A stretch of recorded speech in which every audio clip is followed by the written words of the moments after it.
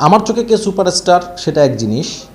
ধরেন আমি let's suppose আমি সালমান খানের ফ্যান, কিন্তু এর মানে এটা অস্বীকার করা খুবই ভুল হবে যে শাহরুখ খান বড় স্টার, রাইট?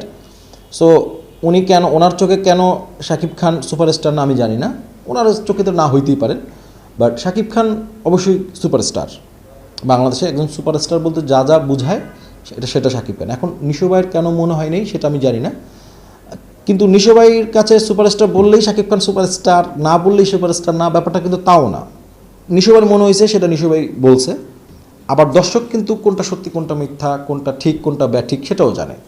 সো এইটা আসলে ওনার ব্যক্তিগত জায়গা থেকে উনি বলছে আর কি, বাট আমি ব্যক্তিগত মনে করি অবশ্যই শাকিব খান অবশ্যই সুপারস্টার।